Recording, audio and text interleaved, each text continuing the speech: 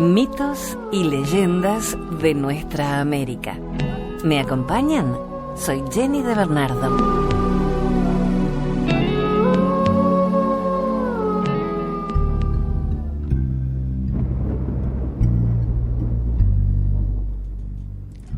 En medio de la tierra,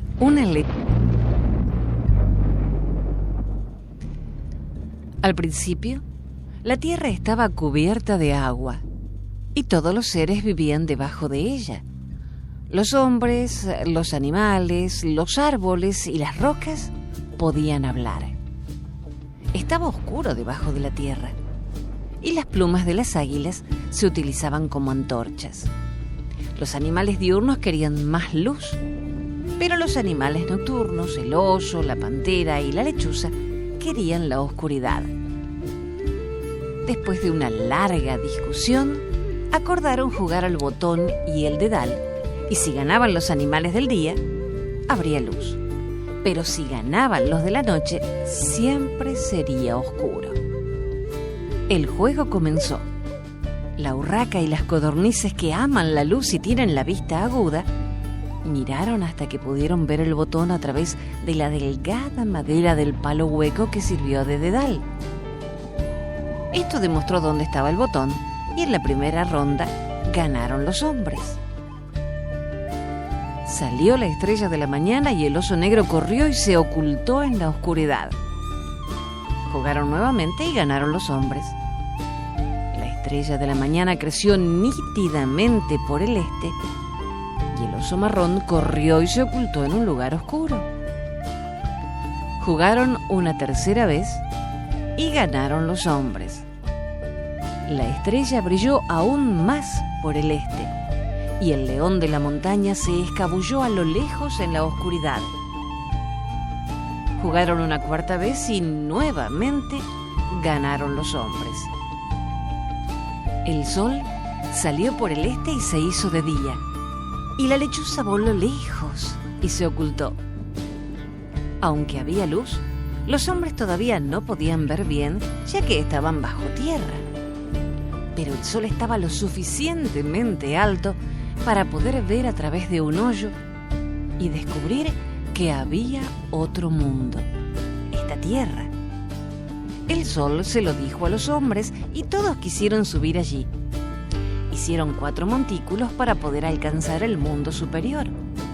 Al este, plantaron en el suelo del montículo toda clase de frutas y moras de color negro. Al sur, hicieron otro montículo y plantaron toda clase de frutas azules. Al oeste construyeron un montículo en el que plantaron frutas amarillas. Al norte, plantaron en el montículo frutas de varios colores. Los montículos se convirtieron en montañas y florecieron las plantas, dieron frutos y produjeron moras maduras. Un día, 2 niñas ascendieron para buscar moras y recoger flores para adornarse el pelo. Repentinamente, las montañas dejaron de crecer. La gente se asombró y enviaron a Tornado a conocer la causa. Tornado estuvo en todas partes y buscó en cada rincón. Y por último, encontró a las 2 niñas y las llevó de nuevo con los suyos. Pero ninguna de las montañas creció más. Esta es la razón por la cual los muchachos dejan de crecer cuando van con una mujer por primera vez. Si no lo hicieran nunca, continuarían creciendo. Las montañas dejaron de crecer cuando sus cimas todavía estaban muy alejadas del mundo superior. Sin embargo, la gente trató de llegar hasta él colocando plumas en forma de cruz para hacer una escalera, pero las plumas no pudieron soportar el peso. Hicieron entonces una segunda escalera con plumas más grandes, pero nuevamente fueron demasiado débiles. Hicieron una tercera escalera con plumas de águila, pero estas no pudieron sostener mucho peso. Entonces vino un búfalo y ofreció su hombro derecho, y otros 3 también contribuyeron con sus cuernos derechos. Los cuernos sí eran resistentes, y con ellos la gente fue capaz de ascender a través del hoyo hasta la superficie de la tierra. Pero el peso de todos esos humanos dobló el cuerno del búfalo, que se había curvado desde el principio. En aquel momento, la gente sujetó el sol y a la luna con la tela de una araña para que no consiguieran irse lejos, y los enviaron hacia arriba, hacia el cielo, para que dieran luz. Al principio, cuando el agua cubrió la tierra, 4 tormentas se llevaron las aguas lejos. La tormenta negra sopló hacia el este y se llevó las aguas hacia el océano oriental. La tormenta azul sopló hacia el sur y trasladó las aguas en esa dirección. La tormenta amarilla llevó las aguas hacia el oeste y la tormenta de varios colores se fue hacia el norte y llevó las aguas hasta allí. Así que las tempestades formaron los 4 océanos en el este, el sur, el oeste y el norte. Habiéndose llevado las aguas hacia arriba, las tormentas volvieron a donde la gente esperaba, agrupada alrededor de la boca del hoyo. El hurón salió el primero, cuando la tierra estaba todavía mullida, y sus patas se hundieron en el lodo negro, y han sido negras desde siempre. Enviaron a Tornado a buscarlo porque no había tiempo. El tejón salió, pero se hundió demasiado en el lodo y también se le pusieron las patas negras, y Tornado le llamó para que regresara. Entonces salió el castor, caminando sobre el lodo y nadando sobre el agua, y de inmediato comenzó a construir un dique para conservar el agua que todavía permanecía en los pozos. Al ver que no regresaba, Tornado lo buscó y le preguntó por qué no había vuelto. «Porque quise conservar el agua para que la gente pudiese beber», dijo el castor. «Bien», contestó Tornado, y regresaron juntos. La gente esperó de nuevo hasta que al fin enviaron a la corneja gris para ver si la tormenta había muerto. La corneja encontró la tierra seca y muchas ranas, peces y reptiles muertos que yacían sobre el terreno. Comenzó a recoger sus ojos y no regresó hasta que Tornado lo fue a buscar. La gente se enojó cuando la encontraron comiéndose la carroña y cambiaron su color por el negro. Pero ahora toda la tierra estaba seca, a excepción de los 4 océanos y del lago en el centro, donde el castor había embalsamado el agua más arriba. Entonces, todos los hombres ascendieron a la tierra.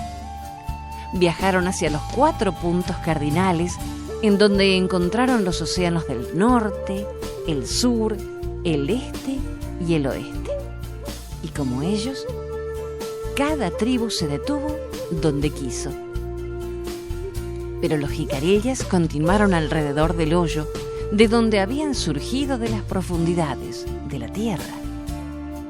A la tercera vez que dieron la vuelta alrededor del hoyo, el gobernante se molestó y les preguntó a dónde deseaban asentarse.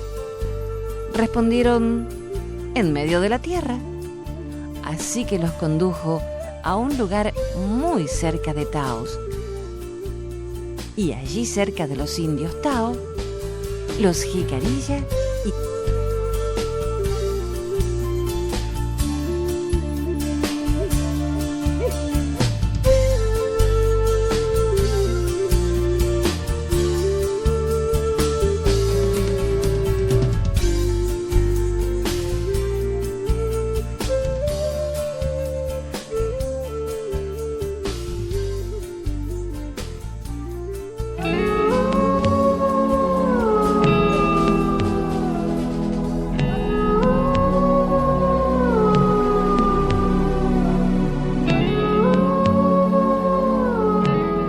Abrazo de colores, una leyenda guaraní. Ya Ya no queda en la región ningún anciano que haya presenciado aquello. Sucedió hace tantos años que nadie recuerda quién fue el primero en referir la historia.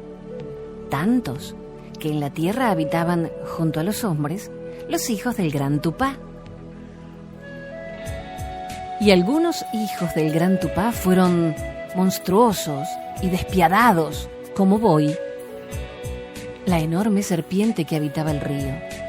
Exigía cada año una doncella para ser entregada en sacrificio. Y aquel año, cuentan, la eligió a Naipí. Naipí con la noche en sus cabellos. Naipí con el alba en su mirada, en sus ojos de almendra y de melaza. Naipí con su sonrisa de orquídea y nube blanca, con su piel de cobre y de tersura y su voz de pájaro campana. Ay, el joven Tarobá, cuánto la amaba, tanto que esa noche, sin mirar peligros, intentó salvarla. Pero Boi los sintió, escuchó sus voces sobre la canoa que se deslizaba sigilosa por el río. El río que hasta entonces gobernaba, el río que era Boi. La fiera serpiente encorvó su lomo y el río se partió en múltiples pendientes y cascadas. La frágil canoa se precipitó al vacío. Cuentan que desde entonces unas inmensas cataratas habitan la región de Iguazú y que Naipí descansa convertida en piedra bajo el salto más alto. Dicen también que Tarobá se transformó en un árbol cuyas ramas intentan acercarse a ella, pero Boi se interpone. Sin embargo, cuando los rayos del sol penetran las aguas cristalinas, un arco iris se extiende poderoso desde la piedra al árbol. Son Tarobá y Naipí que atraviesan los siglos abrazándose. Boi, impotente, nada puede hacer para evitarlo.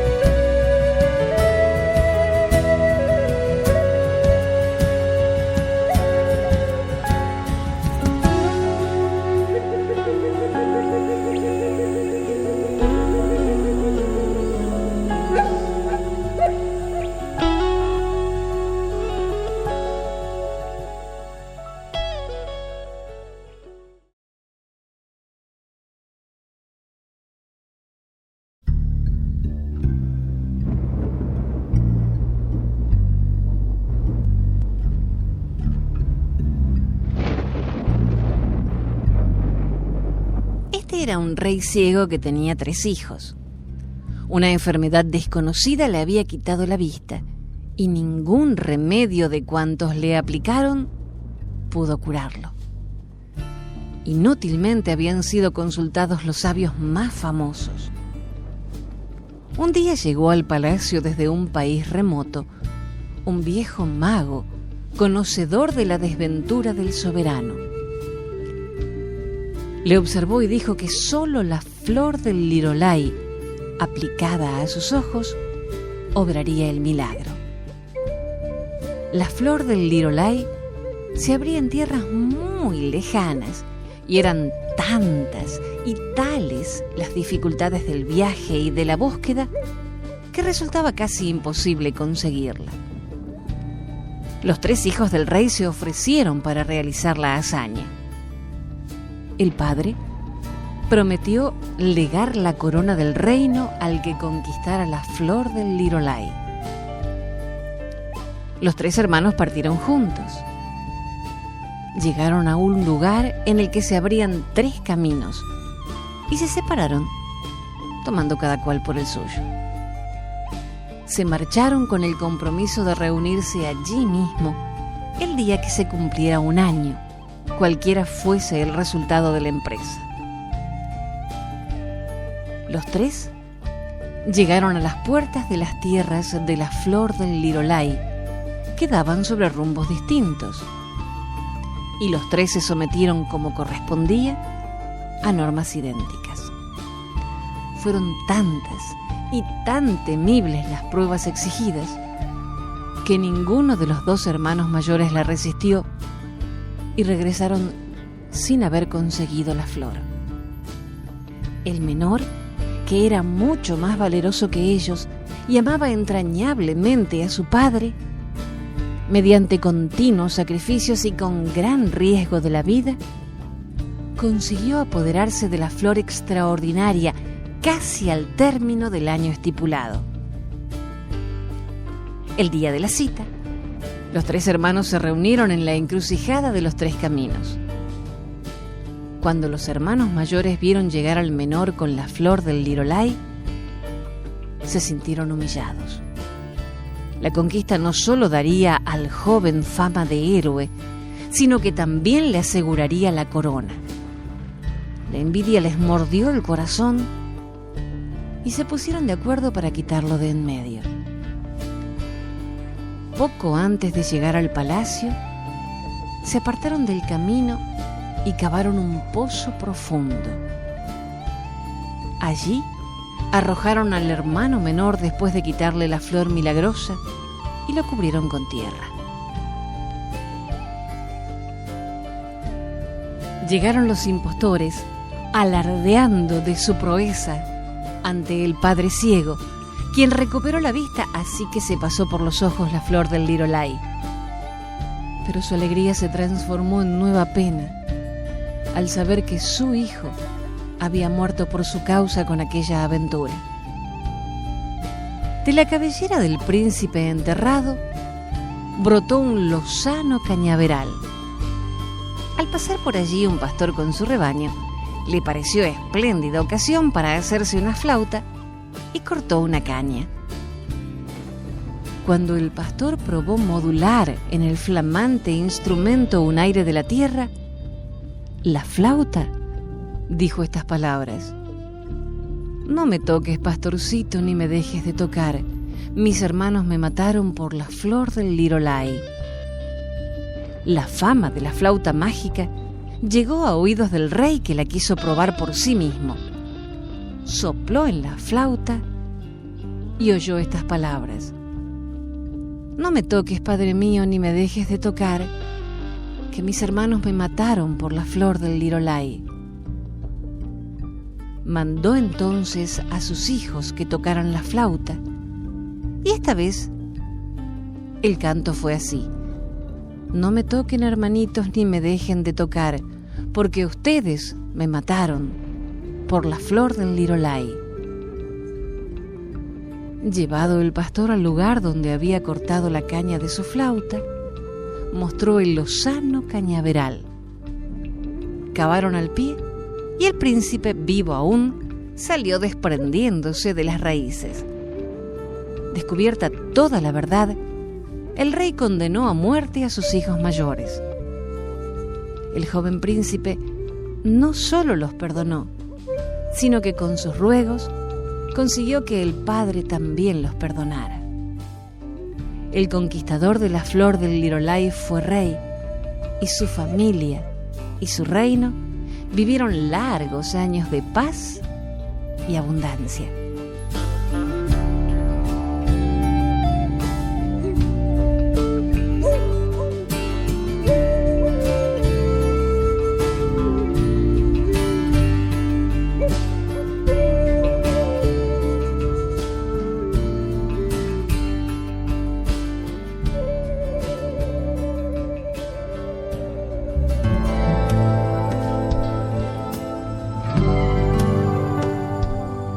Rayo veloz y lirio florido.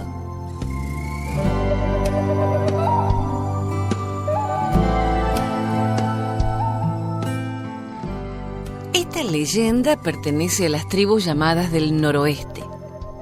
Hace muchísimo tiempo había dos tribus muy próximas, solamente separadas por un bosque no muy extenso, aunque sí sumamente frondoso, en cuyo centro había un claro en forma de prado.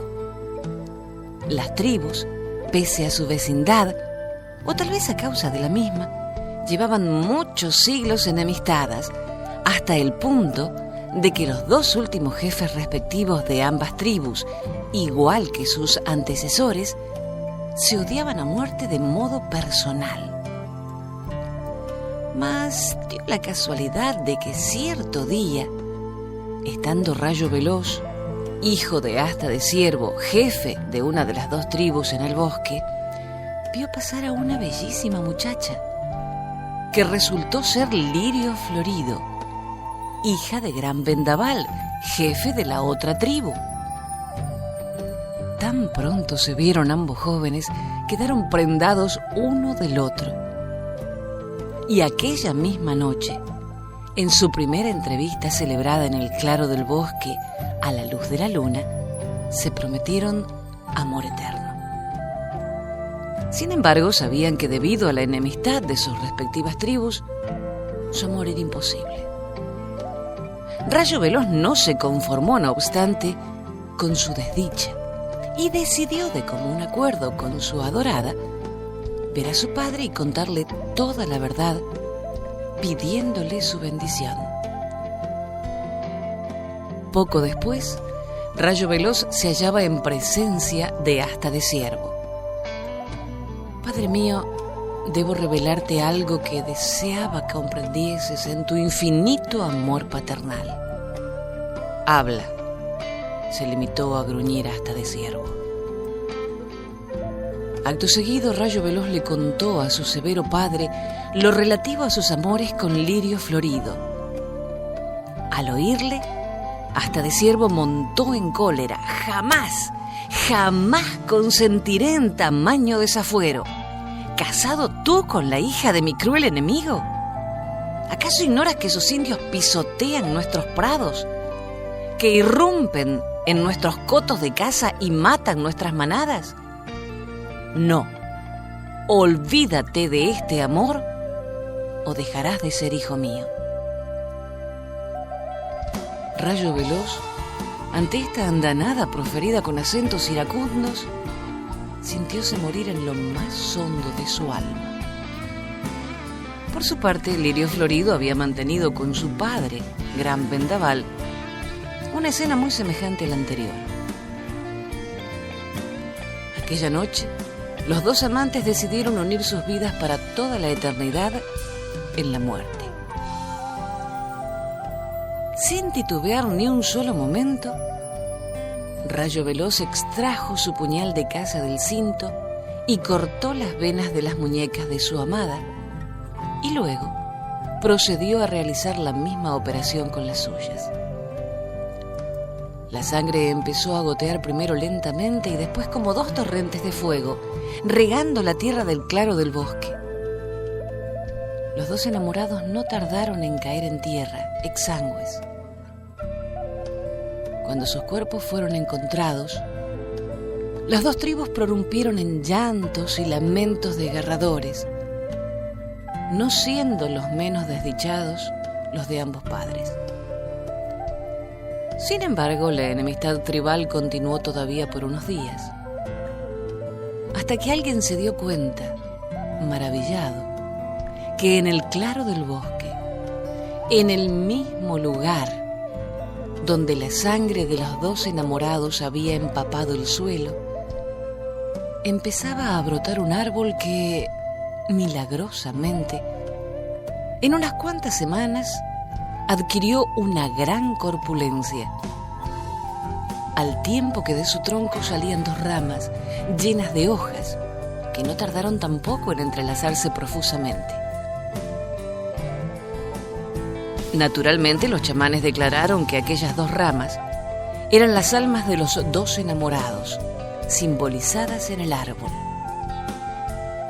Los dos jefes, hasta de Ciervo y Gran Vendaval, decidieron fumar la pipa de la paz y sellar una nueva amistad que debía ser tan duradera como el amor eterno de Rayo Veloz y Lirio Florido.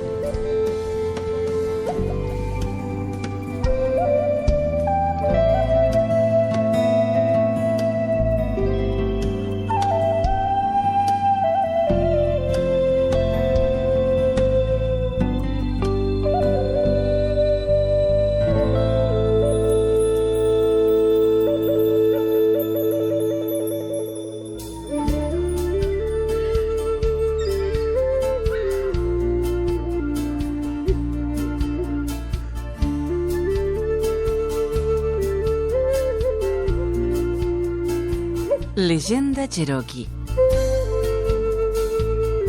Cuando un muchacho cherokee tenía 14 años, tenía que participar en la ceremonia del paso a ser hombre.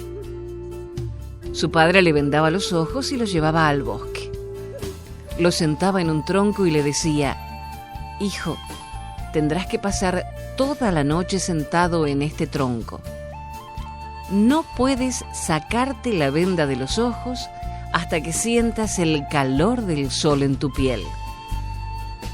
Y lo dejaba al muchacho en el bosque, solo, sentado en el tronco. Él no podía llorar ni llamar por ayuda.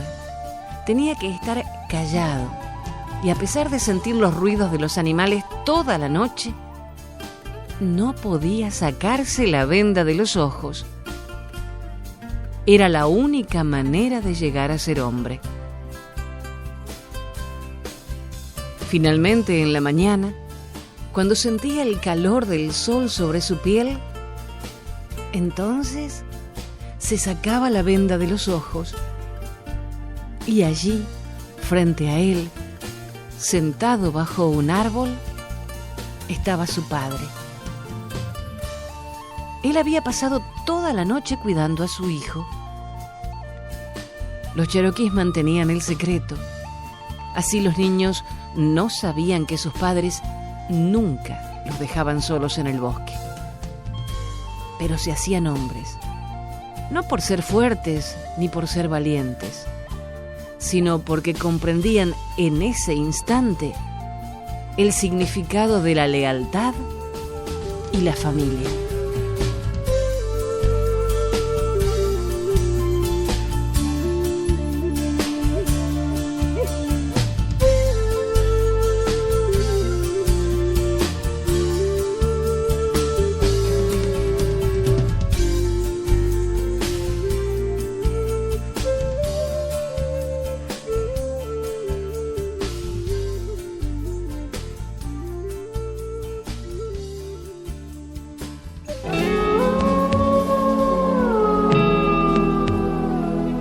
Hasta el próximo relato. Soy Jenny de Bernardo.